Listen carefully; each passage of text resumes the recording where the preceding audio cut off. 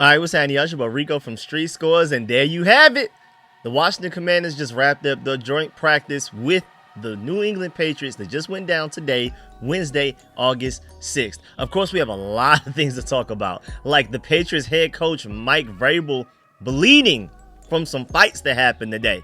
Also, Jayden and Laramie Tunsil dominated the Patriots, but we also have a couple of downs as well. We have a lot of ups, but we have some downs, like how bad does Washington miss Terry? Do we really need Terry to have a successful season this year? We're going to dive into everything, the good and the bad from everything that went down in this practice. And you know, we go position group by position group. We're talking quarterbacks, then running backs, then wide receivers, then tight ends, then offensive line, then D-line, then linebackers, then corners. I didn't get any updates from safeties, but I do have a small special teams update and a couple of other things that I want to talk to y'all about and show y'all as well. But before we get into everything, make sure you stiff arm that like button, stiff arm the subscription button, and stiff arm the bell next to that subscription button so you get notification each and every time I release an informative and opinionated video just like this one. Make sure you stay tuned to all of the content. Appreciate y'all for supporting every video. Like I told y'all, man, every single practice I'm going to break it down. Even if I'm a little late, even if I have to do it at like 3-4 a.m. that night, after the practice, y'all will be getting breakdowns for every position group, clips showing y'all of every single practice. And without further ado, let's get into this one right now. Let's get it. Adam.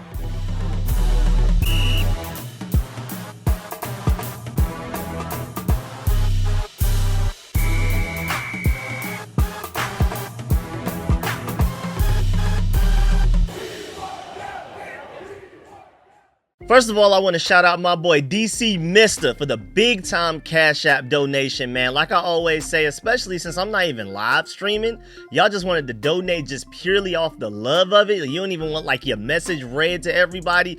I mean, that's just super love. I feel like the least I can do is the very next video, make sure I thank you and shout you out. He said, glad you got your hat, Slim. Hail to the Commanders, man. I love my hat too, man. So I appreciate that. And I really appreciate all of the donations, man. Thank you very much.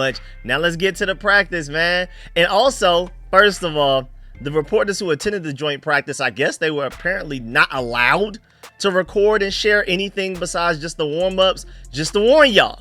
So there's not a lot of clips. There will still be a few because some people snuck some clips out, and I have those, but there will be a lot of updates though. Maybe not a lot of clips, but a lot of updates. And before we even get into everything that happened in practice, first of all, I like the fact that Dietrich Wise was the first one out at practice because remember, he's a former New England Patriot. He's been there for a very long time. Very long time, several years. He just pulled up to the Commanders this offseason. Even after the practice, they were still showing him a lot of love. I was really happy to see that. Like, kids were coming over and asking for autographs from Dietrich Wise and stuff like that. But that's pretty cool that he was that excited to go against his former team that he was the first person out on to the field. And then also, man, hey, talk to me, New England. I don't know what y'all got going on over there with y'all media team, but that whole tease about they were live streaming leading up to the joint practice. They were even showing them warming up and stretching and stuff like that. And they wasn't talking about nan during the whole thing. They didn't say not nothing I cared about at any point. They were so off topic. Very little football. And even if it was New England Patriot football. Of course, it was a New England stream. But then as soon as the practice actually starts, they shut everything down, man. So that was just like, man, they got a free view out of me for no reason. Because again, they wasn't talking about nan. They had the nerve to do all of that babbling and not even show the actual practice, man. Hey, man, I got to see y'all when I see y'all. But either way, Nicky Javala uploaded this clip of a lot of fans being at Gillette Stadium watching the Commanders warm up. Their practice field is right there next to the stadium like a lot of teams do.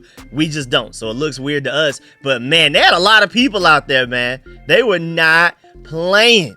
You know what I'm saying? That's a lot of people to come show up and watch Jayden Daniels practice. You know what I'm saying? Also, John Com uploaded this clip while letting us know that at this point during this clip, they were warming up, but there would be 4 periods and then some team work together. And we got a lot of analysis that came from all of that stuff. And I mean, again, we didn't get a lot of clips. We got a lot of analysis, some good, some bad. And then also Nicky Javala uploaded this clip. She said, when 90 football players jump over bags at the same time. And I love this because y'all got to remember, most other teams do not do this in the NFL.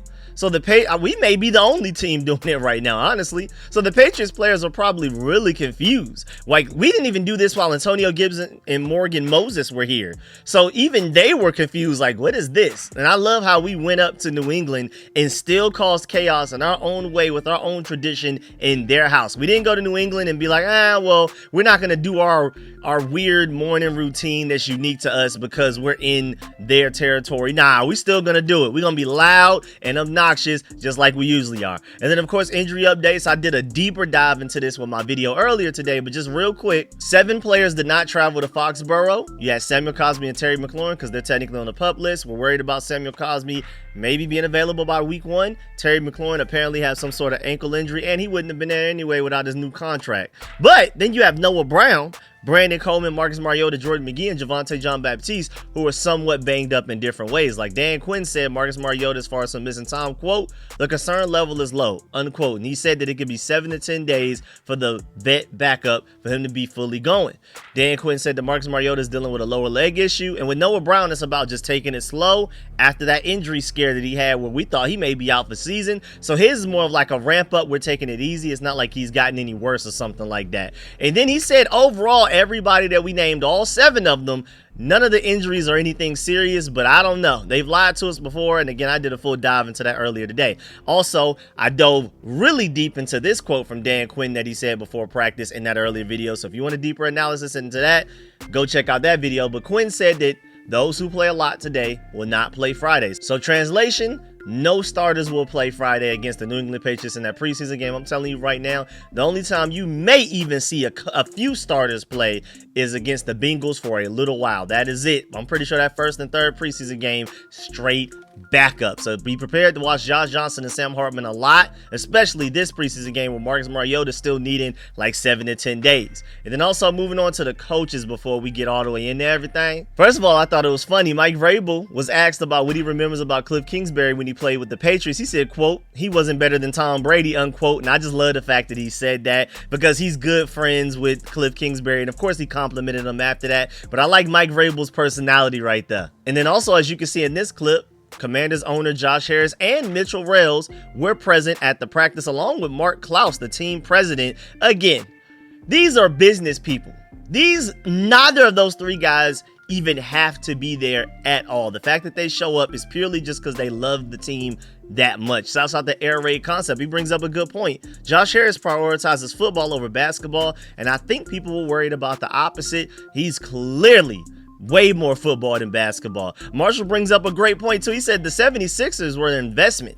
The Commanders are his passion project. Remember, he's like from Maryland. He grew up watching the Redskins in the 80s, going to RFK and stuff like that. So there's a difference. And then also you had a few celebrities out there like Jason Tatum and John Bon Jovi and stuff like that. And of course, at some point, Jayden Daniels was even talking and hanging around with Jason Tatum. So like I said, man, everybody pulled up to watch Jayden Daniels today, man. That's just how it goes. Now moving on to the fights. Now, of course, we're not going to get any footage of this. Like, I'm pretty sure the NFL equivalent to the Secret Service would have pulled up and confiscated phones before letting this get out. I mean, plays are one thing, but letting this get out, especially with the fact that Mike Vrabel got hurt, well, let's go in chronological order. So at first, Laramie Tunsil took a Patriots linebacker to the stands, and a fight was close to breaking out. So Laramie Tunsil, being the bully that I expected him to be, blocking somebody so well that he almost got mad enough to fight. So I thought, okay, that was the first situation. Maybe they're going to keep the tempers from flaring. You know what I'm saying? That was a perfectly good reason for a Patriots linebacker to start a fight, but he didn't. You know, it got a little ugly for a little minute. He got a little heated, but it calmed down.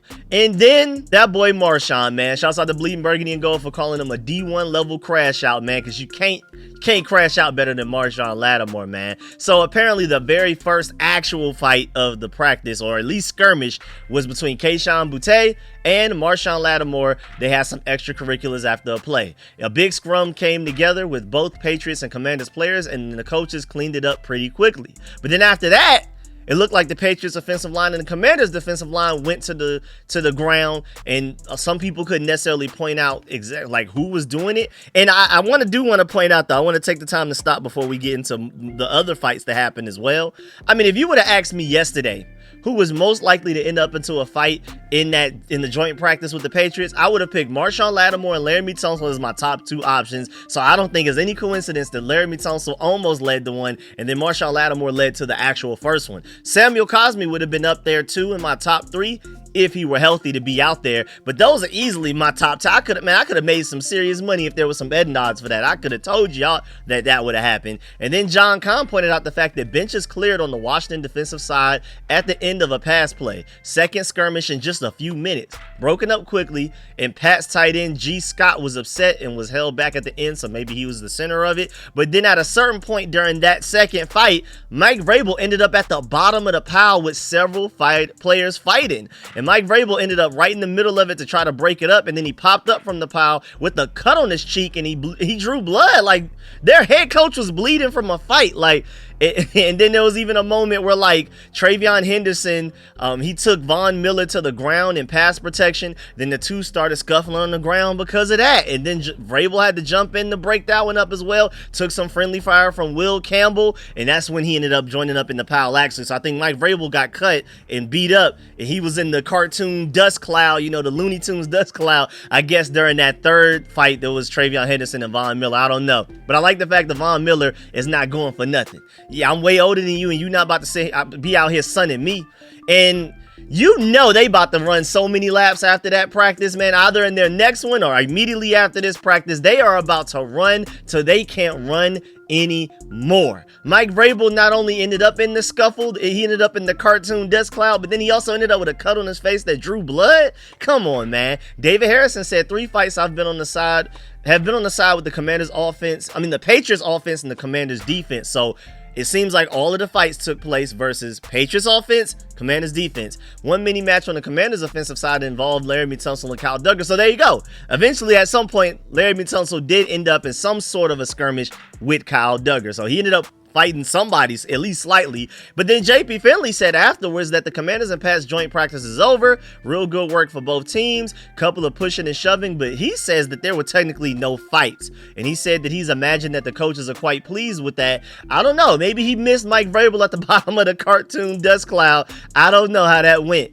And then also, before we move on, you also see the mutual respect between Jayden Daniels and Drake May and Deebo Samuel with the Patriots. It was Stephon Diggs, I believe that is. So that was cool to see as well. That's really cool. Like, shouts out to them for that one. That's mutual respect. Now, moving on, I mean, because even with all of the tempers flaring, you still had these guys out to practice. Like, man, I don't know what all of that was, but we cool, man. We were 2 great players at our different positions and stuff like that. I like that. So now moving on to the quarterbacks. And you already knew Jayden was about to go crazy. Because one, he's Jayden Daniels. Like, what more do we have to say than that? Top 5 quarterback already in the NFL after just 1 season in the NFL. Greatest rookie season of all time in NFL history. Like, come on now. But also, too, he made every throw to those nets to start off practice. So he started off before we even got into team drills. He was on point. And unlike a certain captain, quarterback in Chicago, you know what I'm saying? Shouts out to that boy Caleb Williams not being able to hit those nets. But Jayden Daniels was hitting his. And George Carmen brought up a good point. He said Jayden's accuracy is definitely an underrated trait. Most casual observers think he's just simply an athletic quarterback, but he's excellent with ball placement, and that's why he excels. I completely agree. Couldn't have said it better myself.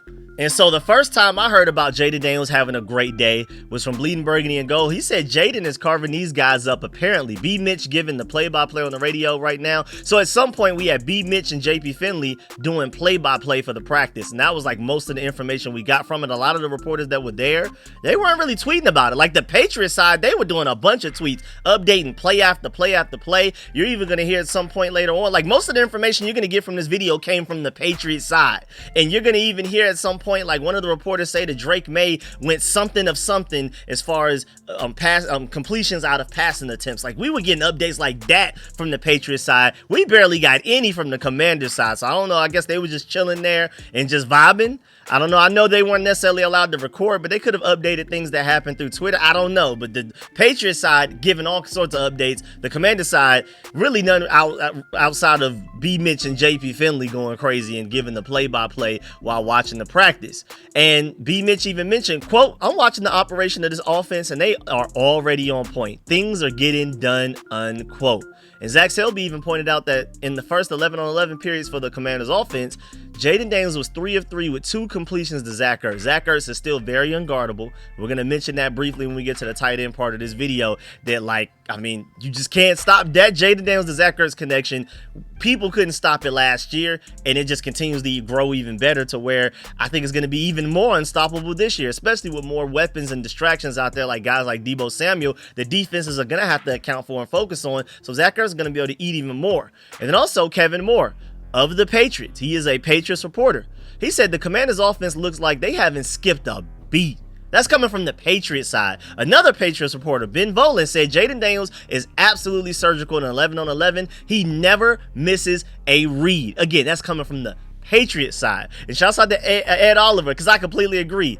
He said, love when the ops reporters glaze Jayden Daniels is just like last year's joint practice. Man, it's good to hear like an opposing team's fan base, media team, just like in awe of Jayden Daniels. Like, golly, man, this guy is different. And then also Ed Oliver pointed out the fact that this is without Terry McLaurin and Noah Brown as well, which is very scary for the league. But then we heard something to the extent of that the Commanders had a rough series, like the Patriots front seven caused a lot of havoc. We don't know for sure if it was the first team offense or the backup offense with like Sam Hartman or Josh Johnson, but at a certain point the Patriots defense did start to make better plays, and that came from a Patriots reporter named Kevin Moore.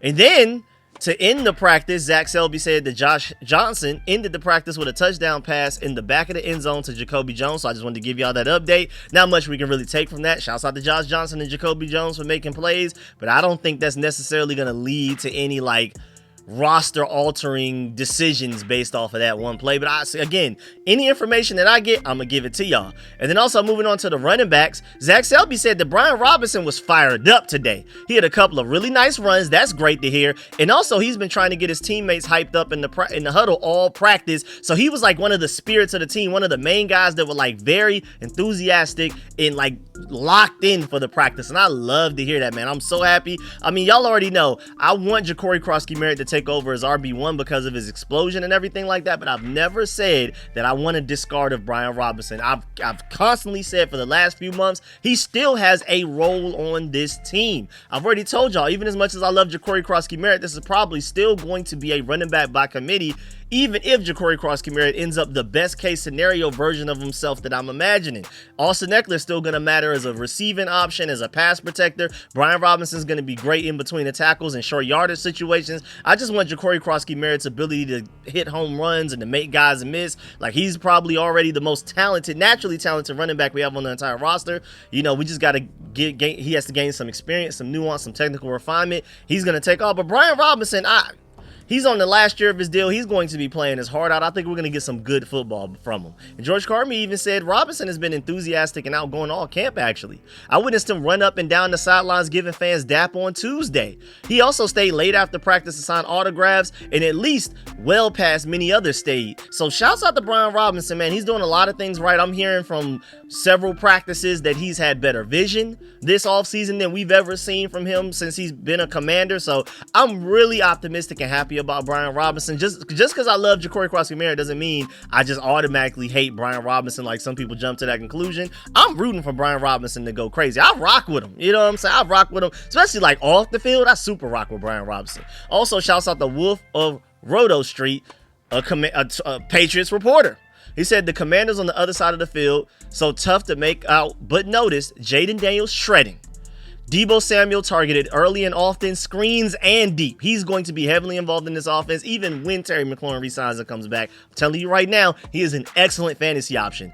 Don't say I didn't warn you. Also, Zach Ertz popping off down the seam. Again, always open, unstoppable. But he also pointed out the fact that Brian Robinson had a couple of noticeable runs and may have missed it, but no JCM with the ones as well. So I wanted to give y'all that update that JCM was not out there with the ones during this joint practice. He's been out there with the ones a lot in regular training camp practices. When we got to the joint practice and it was like, who are actually the real starters out here? No JCM quite yet. So you may want to hold on just a little bit on damper the expectations and the excitement just a little bit for JCM. Either way, moving on to the wide receivers. Apparently, from a Patriots reporter said that Deebo Samuel made a really nice contested catch for a touchdown over Marcus Jones in a 7-on-7 red zone period. And Linnell Willingham quote tweeted that and even talked about how that connection between Jayden Daniels and Deebo Samuel has been one of the biggest revelations of camp.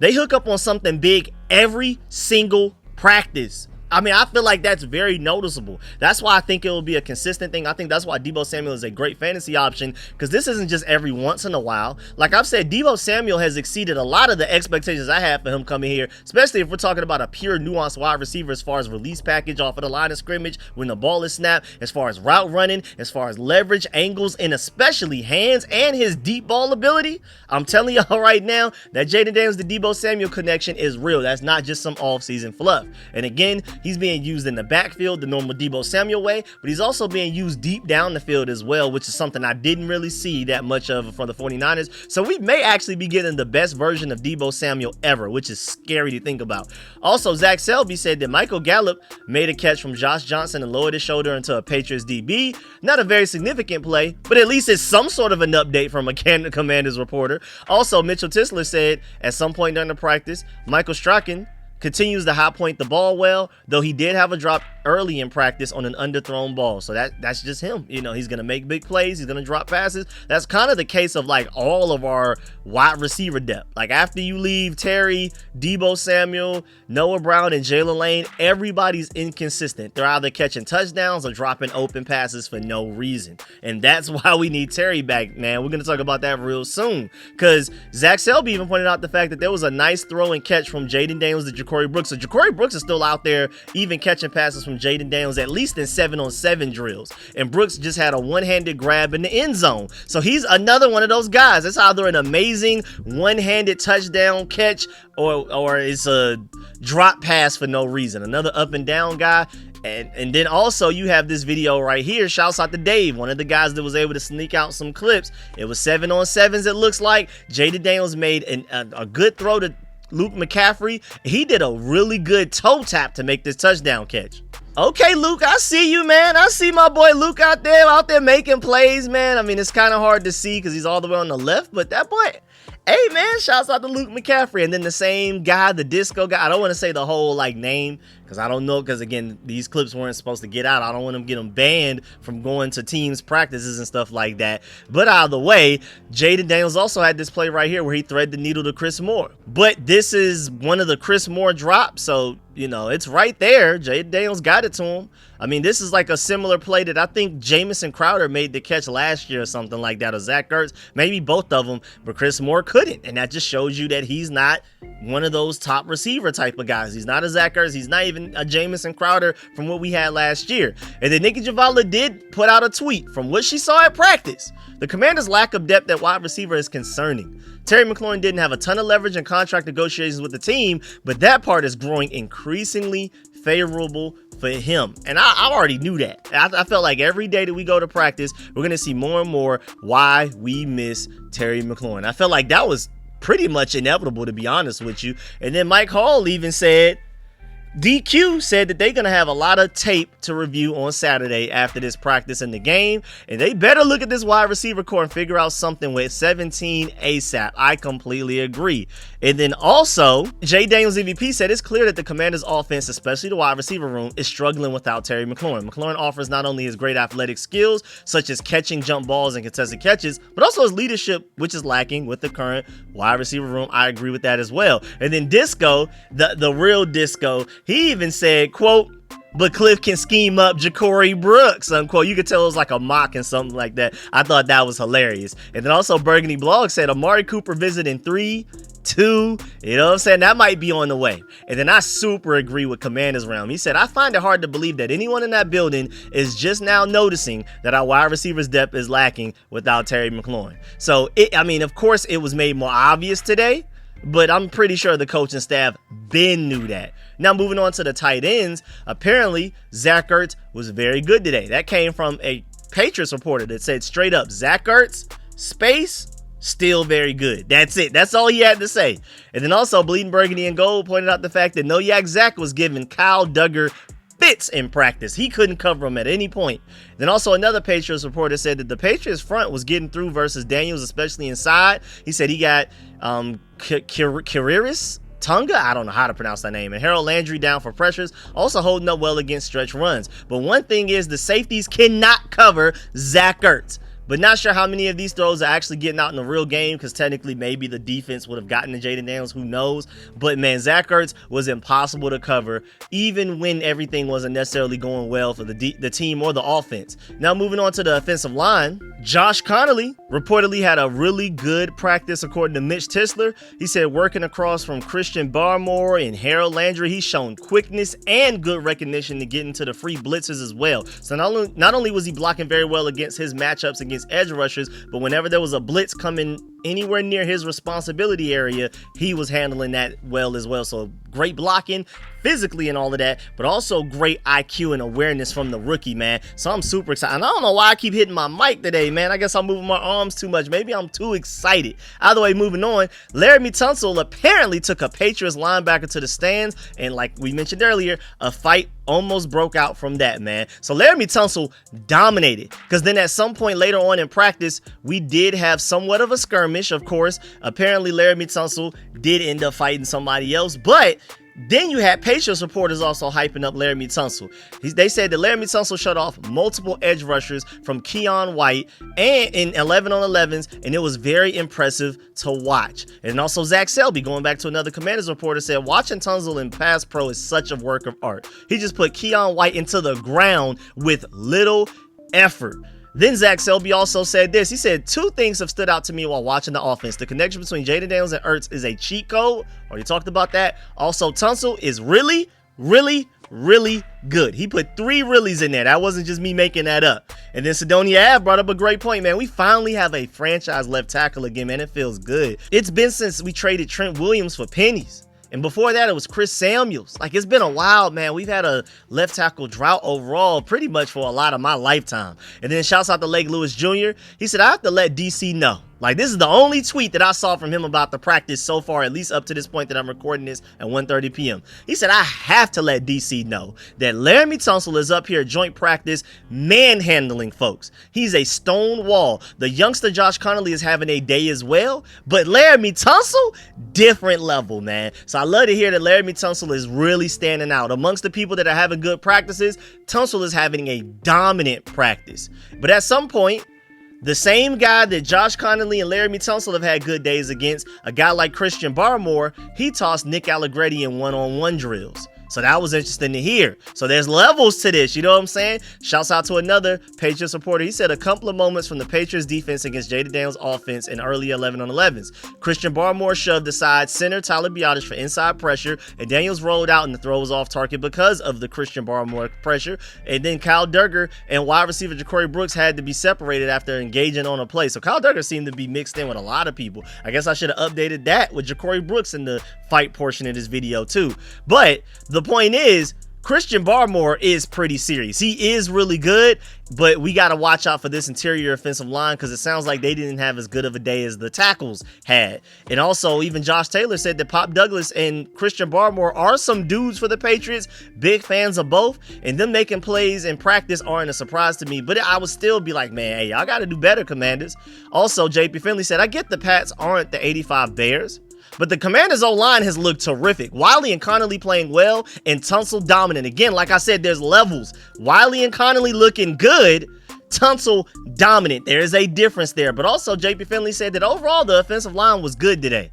For the most part, there were times that there weren't, and I would say that it sounds like, from what I'm hearing, that the tackles had great days, but their interior offensive line had ups and downs from what it sounds like. But remember, Tunsil and Connolly are starting at right tackle right now, left tackle, where Brandon Coleman hurt because Andrew Wiley's at left guard. And he had a really good day at left guard. So it's interesting that like all 3 of the guys that mainly play tackle, even though Wiley is playing left guard right now, those guys had the best days. And then everybody else was like, they were good. They were up and down. They had good moments and bad moments. And that's cool. Now moving on to the defensive side of the ball. And before we even dive into individual position groups, I do want to give you these updates. First of all, like I alluded to earlier, I foreshadowed earlier, Zach Cox, a Patriots reporter, pointed out that Drake May went 9 for 12 during the first round of 11 on 11s. Completions to Douglas, Henry, Hollins, and Hooper, plus a screen to Travion Henderson.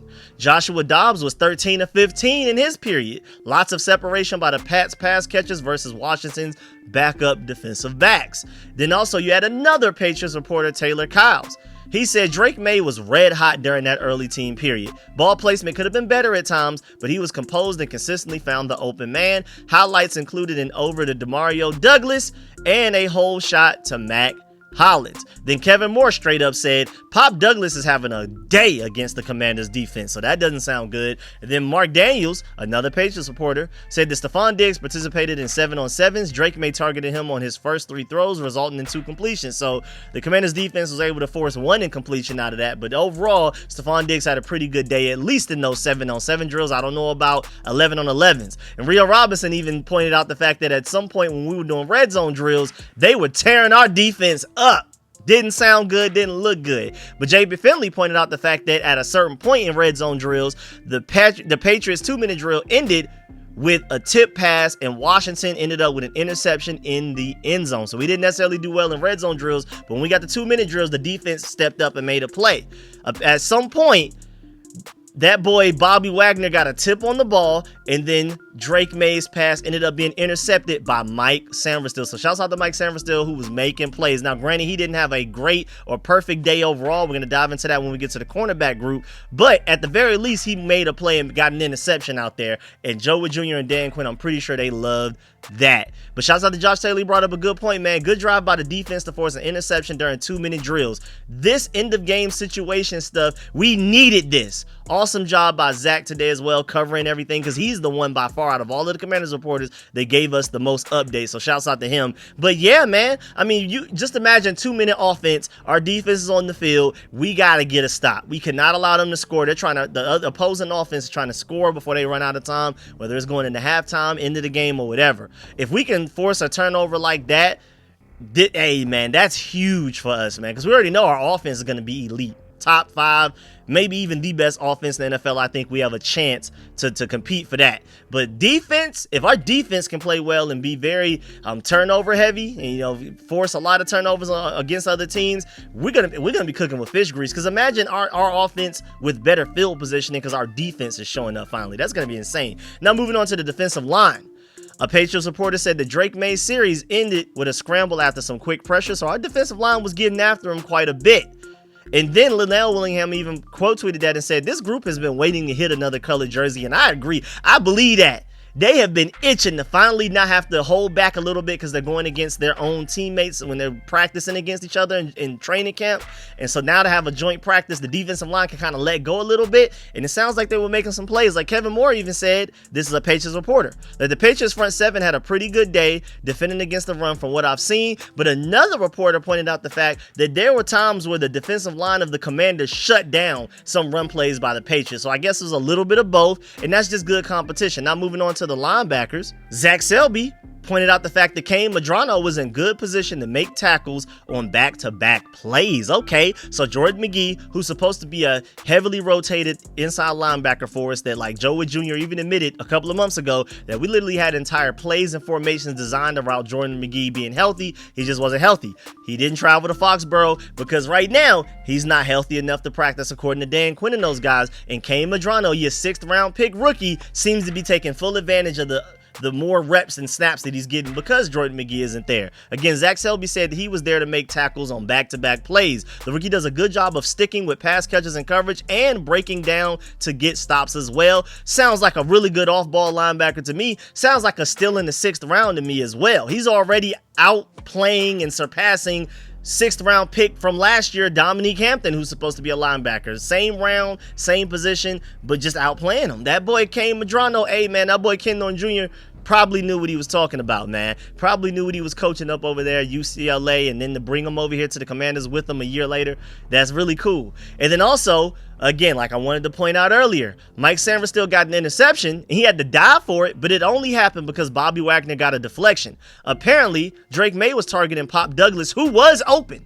He was open, but Bobby Wagner just made a ridiculous play, and that's why he's a future first ballot Hall of Famer. So thank you, Bobby Wagner, for bailing out our secondary that allowed Pop Douglas to get open, but shouts out to Mike Sanford still for being opportunistic. Now moving on to the corners, again, Pop Douglas had himself a day. I mean, Patriots reporter said Pop Douglas started practice by beating Jonathan Jones for a first down. Then at a certain point, Pop Douglas also had 2 nice catches and runs in 11s versus Mike Sanford still. Not the Mike Sanford still, who I feel like is going to be the best defensive player on this whole team. Not him taking a step back against the Patriots in a joint practice. He was doing really well against our wide receivers and all throughout training camp, looking like the best player on the entire defense. But that goes to show when you compare yourself to another team finally, maybe it wasn't necessarily that Mike Sanford still was just pure lockup and a dominant player. Maybe that just more so shows that our receivers outside of Terry McLaurin and Deebo Samuel and really Jaylen Lane, it's probably just those 3, that our receiving core just isn't that good. And Mike Sanford still's locking them up because they're not that good. But at the same time, man, I feel like it's more so Mike Sanford still just had somewhat of an off day. And I don't think this is indicative of who Mike Sanford still is as a player. I'm pretty sure he's going to bounce back and be one of the best players on our defense, maybe even still the best player on our entire defense. Because even like that article that came out from ESPN that broke down everybody's trade value from all 32 NFL teams, and Jayden Daniels had like four first round picks assigned to him. Mike Sanford still was the only other player on the entire team with a first round pick assigned to him. It was only one, but it was still more than Cosme. It was more than any other player on this entire roster. Terry McLaurin, anybody you want to throw in there. Laramie Tunsil. So shouts out to Mike Sanford still. A lot of people in like NFL circles even know that like, hey, Mike Sanford still is about to go out there and have a ridiculous season. Maybe it's like a, you know, it's going to be some bumps in the road as far as transitioning back to the slot, but I trust that he's going to get right. Because even David Harrison said Pop Douglas was having a day against the Commanders defense. He had beaten Mike Sanford still on several routes, but Mike Sanford still needs that type of experience to know, hey man, even though I've been having an excellent training camp and arguably one of the MVPs of training camp, there's still much to learn, still areas to grow in. And I like that. This is a good reality check for him. And Linnell Willingham brings up a good point too. He said, I wouldn't freak out over Mike Sanford still getting beat in joint practice. We'll say this though, not enough is made on his transition back to the slot. I feel like that's an interesting point. He started off slow inside last year before being moved outside, and again, wouldn't fret because he's made up of all of the right stuff. I love that point. It's like a harsh reality of like, okay, maybe you want to view it like this, but at the same time, trust and believe Mike Sanford still will figure it out because he's just that type of guy. And then David Harrison also pointed out that Mike Sanford still got some get back with that interception off the deflected pass to Pop Douglas in the end zone. Again, shouts out to Bobby Wagner for making that play. And I mean, thank goodness, because Mike Sanford still, that he kind of, you know, I wouldn't say he needed that, but that helped a lot, especially mentally.